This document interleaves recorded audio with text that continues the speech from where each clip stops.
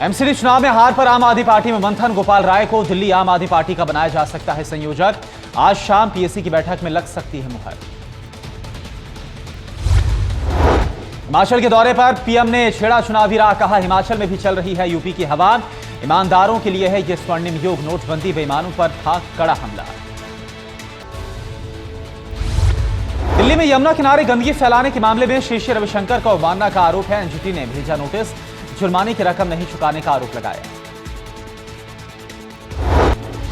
अयोध्या में साल से दशहरे के दरमियान एक बार फिर से शुरू होगी रामलीला। सीएम योगी आदित्यनाथ ने दिया निर्देश।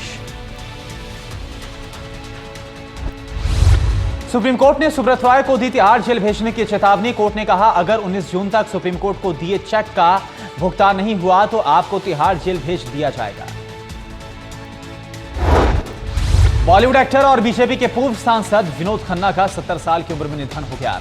मुंबई के अस्पताल में ली अंतिम सांस। 7 अक्टूबर 1946 को पाकिस्तान के पेशावर में हुआ था जन्म।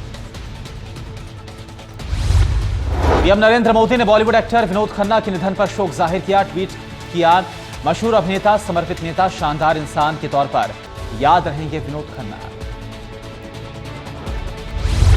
विनोद खन्ना के निधन से बॉलीवुड शोक में डूब गया है। बॉलीवुड के डायरेक्टर अशोक पंडित ने विनोद खन्ना के निधन पर दुख जताया। कहा उनका निधन बॉलीवुड के लिए नहीं देश के लिए बड़ी क्षति है। विनोद खन्ना के निधन पर केंद्रीय मंत्री वेंकैया नायडू ने दुख जाहिर किया। उन्होंने इसे देश और पार्टी दोनों के लिए बड़ी क्षति बताया। वेंकैया नायडू ने कहा पूरी पार्टी दुख की इस घड़ी में उनके साथ है। बॉलीवुड एक्टर विनोद खन्ना के निधन पर फिल्म बाहुबली 2 का आज रात होने वाला प्रीमियर शो कैंसिल हो गया। फिल्म प्रोड्यूसर करण जौहर ने इस बारे में जानकारी दी।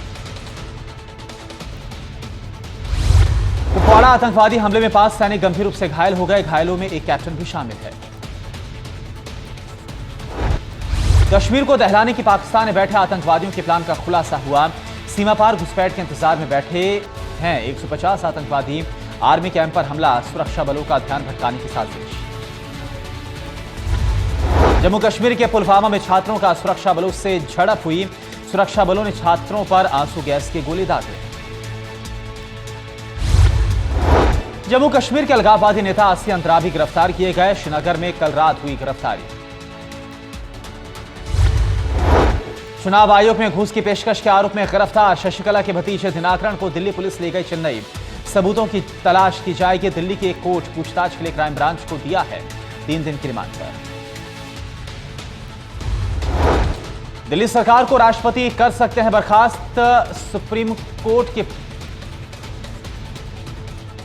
पूर्व जस्टिस मार्कंडे काटजू ने कहा एमसीडी चुनाव में हार के बाद राष्ट्रपति के पास है पूरा अधिकार। राष्ट्रपति चाहे तो कर सकते हैं बर्खास्त।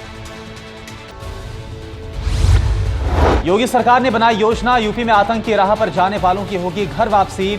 सरकार ने एटीएस को दी जिम्मेदारी।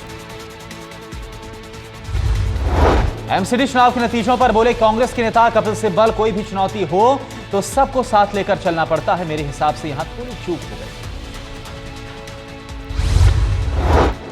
नोएडा में तेज आंधी से सरफाबाद में फ्लैट की दीवार झुग्गियों पर जा गिरी। एक बच्ची की इसमें मौत हो गई, 5 घायल। पूर्वी दिल्ली के पीत विहार इलाके में एसबीआई बैंक के अंदर से 10 लाख की चोरी की गई। सीसीटीवी में कैद हुई वारदात। जांच में जुटी है पुलिस।